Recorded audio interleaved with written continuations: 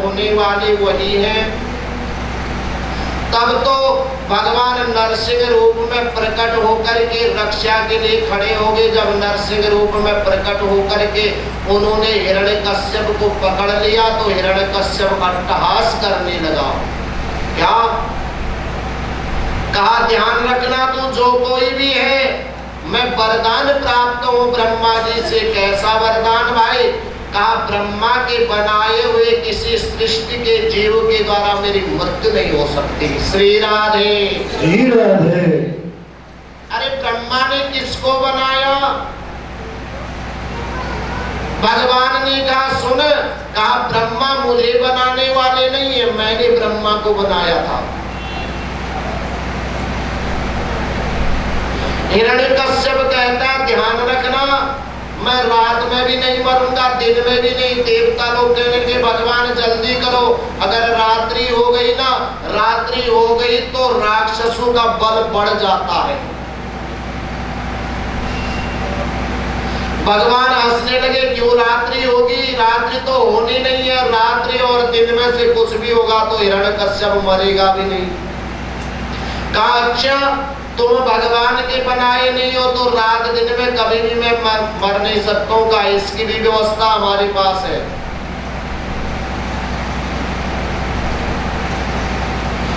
जो यह बनाया हुआ वर्ष के 12 महीने है ना, इन 12 महीनों में भी नहीं मैं मर सकता। भगवान ने कहा उसके लिए अलग से पुरुषोत्तम मास की व्यवस्था कर दूंगा। श्री राधे श्री राधे।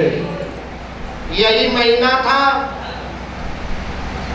कहा मेरे को अस्त्र शस्त्र कुछ भी प्रभाव नहीं कर सकेगा, उसकी भी मेरे पास व्यवस्था है। देख रहा का मेरे इतने बड़े नाखून है कि या तो अस्त्र शस्त्र भी फेल हो जाते हैं।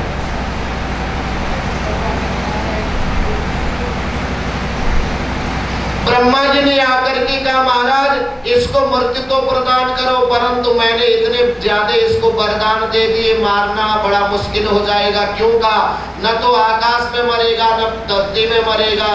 कहा कैसे होगा? भगवान ने कहा यह सब मैं बताऊंगा। अपनी गोद में बिठा लिया, दरवाजे की देहरी में बैठ गए। सायंकाल का टाइम था, न तो दिन है न रात्रि है, पुरुषोत्तम का महीना था, कोई महीना भी नहीं है, अस्त्र शस्त्र भी नहीं है। भगवान ने अपने नाखूनों से उसका हृदय विदीर्ण कर दिया। श्री राधे। जब भगवान ने हिरण्यकश्यप का हृदय विदीर्ण कर दिया, तब वह रक्त रंजित अपने मुंह को लेकर मोहित हो गई। अब भगवान का क्रोध कैसे ठंडा होगा? इतने क्रोधित हो गए, देवताओं ने सोचा कि यह नरसिंह भगवान सारे संसार को ही खा डूबेंगे आज। यह तो अच्छा हुआ, एक हिरण्यकश्यप के चक्कर में सारा गड़बड़ हो गया। क्या करना चाहिए? सारे गए भाई, अगर पति क्रोधित हो जाता है पत्नी के पास पहुंचो।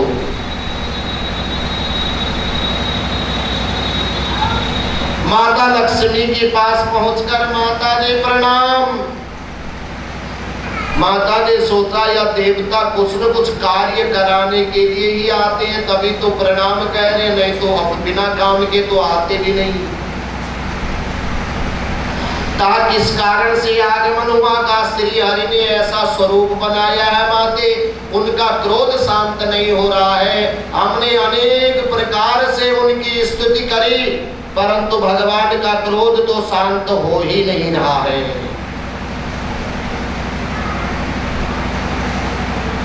माता ने कहा हे देवताओं, भगवान ने तुम्हारा कार्य सिद्ध करने के लिए ही यह स्वरूप बनाया है और तुम ही स्तुति करो जिससे भगवान का क्रोध शांत होगा। माता जी हो नहीं रहा, देवताओं ने बड़ी कोशिश करी। कहा जिस भक्त के लिए भगवान प्रकट हुए ना, वही भक्त उनके क्रोध को भी शांत करेगा। श्री राधे।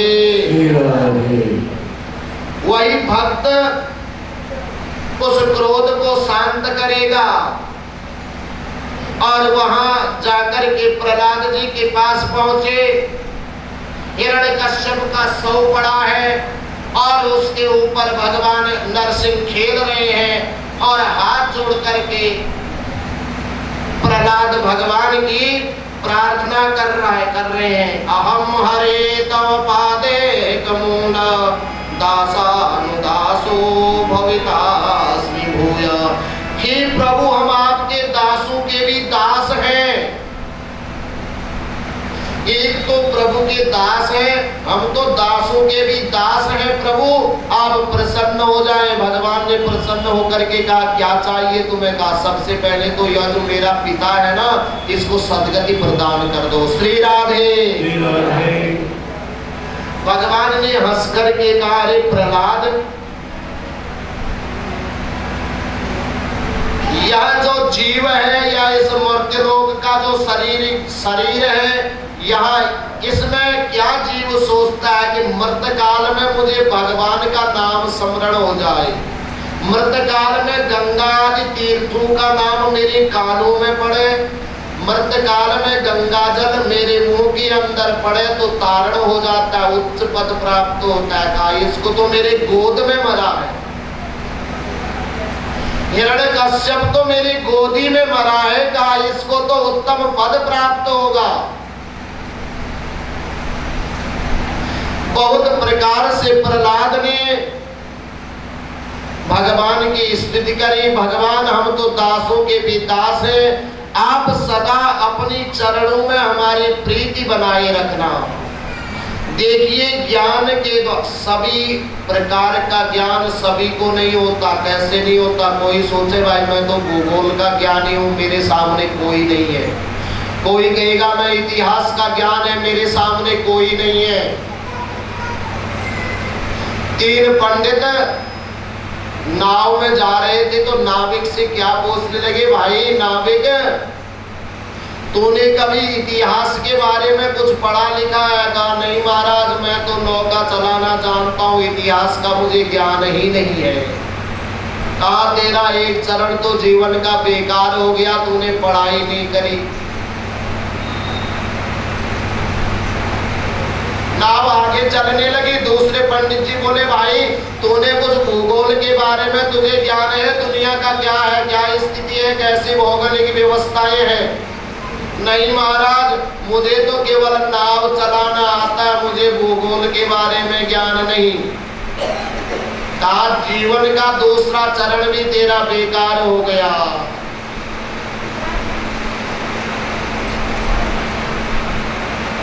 तीसरे पंडित बोले, कहा, तुम्हें कुछ अंग्रेजी का ज्ञान है कि हमने नाव में दूसरी जगह जाना है, कुछ बोलना पड़े तो? कहा, मैं पढ़ा लिखा ही नहीं हूँ, मुझे तो कुछ ज्ञान भी नहीं, मुझे तो नाव चलानी आती है। कहा, जीवन का तीसरा चरण भी तेरा बेकार है। उस नाविक से कहने लगे, तीनों विद्वत पुरुष हैं और कह रहे तेरे तीन चरण बेकार हो गए, तूने यह भी नहीं पढ़ा, वह भी नहीं पढ़ा। और नदी में तूफान आ गया, नाव जब पलटने लगी ना, नाविक ने कहा, महाराज आप किसी को तैरना आता है? कहा, हमें तैरना नहीं आता। कहा, तुम्हारा तो पूरा ही जीवन समाप्त है। श्री राधे। ध्यान रखना, भक्ति करने के लिए ज्ञान की शिक्षा की जरूरत नहीं है। भक्ति करने के लिए अपने अंतःकरण को शुद्ध करने की जरूरत है। प्रहलाद की तरह अगर भगवान को बुलाएंगे तो नरसिंह बन करके भी आना पड़ेगा। श्री राधे। और जो अपने भक्त की रक्षा करके नरसिंह बन करके भी उसकी रक्षा करी तो वह हम जीवों की क्यों नहीं रक्षा करेंगे? परंतु हमारे अंदर जब तक मैं कर सकता हूँ तब तक भगवान कहते अभी तक इसको मेरी जरूरत नहीं है। जिस दिन मेरी जरूरत इसको होगी ना उस दिन मैं सबसे आगे मिलूंगा। श्री राधे। प्रहलाद ने बहुत प्रकार से भगवान की स्तुति करी। आगे कथा आती है, एक बार सत्यभामा को बड़ा अहंकार हो गया। सत्यभामा सोचने लगी कि मैंने ऐसे कौन से कर्म करे हैं जो भगवान की पटरानी बनी, भगवान पति रूप में प्राप्त हुए। नारद जी इतने में आगे वीणा बजाते हुए और नारद जी आए तो नारद जी से प्रश्न करने लगी सत्यभामा। कहा महाराज नारद जी, तुम तो ज्ञानियों के ज्ञानी, ध्यानियों के ध्यानी, देवताओं में भी देव ऋषि के पद को प्राप्त है, आप मेरे इस प्रश्न का उत्तर प्रदान करें। कहा क्या बात है देवी? कहा मुझे कोई ऐसा उपाय बताएं जिससे मुझे जन्म जन्म में कन्हैया ही प्राप्त हो जाए। अरे जिसने कन्हैया को प्राप्त कर दिया उसको फिर कुछ मांगने की जरूरत नहीं होनी चाहिए। जिसने परम ब्रह्म परमात्मा का सन्निकट प्राप्त कर लिया उसको सांसारिक चीजों की आवश्यकता नहीं होनी चाहिए। जब प्रहलाद के सामने प्रभु खड़े हैं ना, प्रहलाद ने कहा मुझे कुछ नहीं चाहिए, एक तो मेरे पिता को मुक्ति प्रदान करें और मुझे सदा अपने चरणों में नित्य ध्यान प्रदान करें। नारद जी ने कहा देवी ऐसा शास्त्रों का नियम है ना, जो चीज दूसरे जन्म में चाहिए होती है वह इस जन्म में दान करनी चाहिए। गर्मी में घड़े का दान करें, निर्जला एकादशी के दिन लकड़ी के पंखे दान करें। यह सब तभी बनाया गया है कि अगले जन्म में पंखा मिलेगा, बांस का पंखा दान करके अगले जन्म में हमें एसी मिलेगा। श्री राधे। श्री राधे।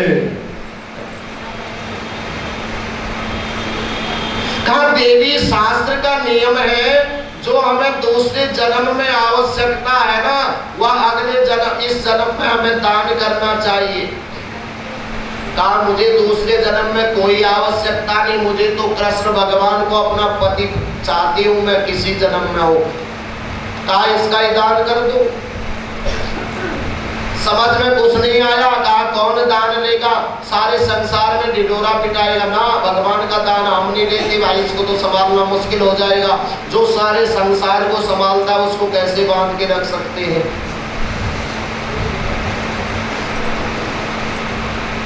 सत्यभामा ने कहा नारद जी तुम तो इतने बड़े तपस्वी हो, तुम ही दान ले लो। कहा माता बड़ी प्रसन्नता है, मैं ले लूंगा। दो संकल्प और दान कर दिया, कन्हैया को पकड़ करके ले जाने लगे। श्री राधे। श्री राधे।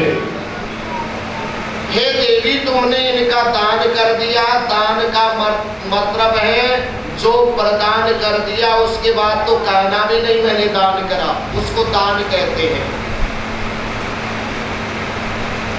जब ले जाने लगेगा कहाँ ले जा रहे हो? कहा तुमने मुझे दान किया है, इसका जो फल है वह तो मैं भोगूंगा और तुम यहाँ तो रख नहीं सकता। और इनको ले जाने लगे। इतने में कहा कुछ तो करो महाराज। चरण पकड़ लिए नारद जी के। कहा मेरे से गलती होगी, अब इसका कोई ऐसा उपाय करो कि मेरे प्रभु यही रह जाए। कहा इनके बराबर जो है सोना चांदी हीरा जवाहरात मुझे दे दो, इनके तोल के बराबर, और तब जाकर के मैं भगवान को यहीं छोड़ दूंगा। देखिए भगवान की माया। सत्यभामा ने सोचा मेरे समान कोई सुंदर ही नहीं, मेरे पिता धन्य है, मेरी माता धन्य है जिन्होंने मुझे जन्म दिया और कृष्ण भगवान की प्रेयसी बनी। भगवान ने सोचा रुक जा, तेरा सारा भ्रम तो मैं एक सेकंड में ही दूर कर दूंगा। नारद जी को भेजा और नारद जी के पास ही चले गए। नारद जी ने दक्षिणा ली, किसकी? नारायण की दक्षिणा लेके जाने लगे। सत्यभामा ने कहा नहीं, मेरे पास तो इतना सोना चांदी हीरे जवाहरात है, भगवान का वेट क्या है, इससे तो 4 गुना मेरे पास है।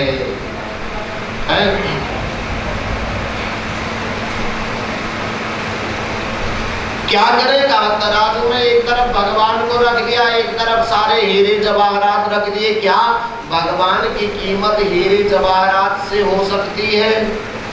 यह तो मूर्ख का कार्य। एक महात्मा थे ना, महात्मा, उनके पास एक तो सोने का चूहा था और सोने के गणेश जी थे। उन्होंने कहा अब तो मैं मरूंगा, मेरे शिष्य लड़ेंगे, इसको ले जा करके सुनार को दे दो। जा करके गए। कहा भाई इस चूहे की कितने रुपए देगा? कहा चूहे के तो 2000 रुपए मिलेंगे, गणेश जी के 500 रुपए मिलेंगे। महात्मा हंसने लगे, धन्य हो, कैसे मनुष्य हो गए, कैसे मूर्ख बुद्धि हो गई। भगवान के तो 500 मिलेंगे और जो चूहे हैं उनके 2000 रुपए मिलेंगे। अरे मूर्ख, या तो इनका बाण है या तो परम गणपति भगवान है, का इनकी कीमत क्या लगा रहे हो? सुनार ने कहा महाराज मेरे लिए तो गणपति चुवानी, मेरे लिए तो सोना है, जितना भारी जो होगा उसकी ही कीमत होगी। सारा हीरा जवाहरात लाके तराजू में रख दिया, भगवान तो भारी है, पलड़ा उठा ही नहीं। अब क्या करूं? रानियों ने और पटरानियों ने देखा, दौड़े दौड़े आए। अब क्या करें? भगवान को नारद जी ले चलेंगे। सब रानियों ने अपने जेवरात भी निकाल करके रख दिए। जब रख दिए तो भगवान का पलड़ा उठाने, ध्यान रखना यह सत्यभामा की कथा नहीं है। जो जीव भगवान को पैसे में तोड़ने की कोशिश करता है, ऐसा होता तो लोग पैसे वाले जितने हैं ना, वह भगवान को अपने घर में नहीं बिठाए रखते। धन से भगवान नहीं मिलते, नहीं धन से भक्ति मिलती है। जितने पैसे वाले हैं घर में रोज संकीर्तन करा सकते हैं, रोज कथा करवा दे, भगवान वहीं जो क्या आएंगे? भगवान तो वहां रहेंगे जहां भक्त लोग बैठते हैं, जहां मन से अंतरात्मा से जो राधे का नाम सुमिरन कर रहे हैं वहीं भगवान रहते हैं। समस्त पटरानियों ने अपना अपना भी सामान ला करके रख दिया, और जब भगवान का पलड़ा नहीं उठा तो नारद जी ने कहा अब कुछ भी नहीं हो सकता, अपने अपने जेवर संभालो, भगवान को ले जाता हूँ। दूर से रुक्मणी की दृष्टि पड़ी, अरे मूर्ख रानियों, मेरे प्रभु को तुम सोने चांदी से तोड़ रहे हो, सब हटाओ। सारा हटा करके उन्होंने एक तुलसी का दल तराजू में रखा, भगवान का पलड़ा उठ गया और तुलसी दल का पलड़ा नीचे आ गया। श्री राधे। श्री राधे। जो भगवान की भक्ति धन से नहीं मन से करनी चाहिए, जो मन से भगवान की भक्ति करते हैं उन्हीं को प्रहलाद के समान प्रभु के दर्शन होते हैं। इसी के साथ आज की कथा को विराम देते हैं। एक सुंदर भजन के साथ आप लोग आरती करेंगे। श्री राधे।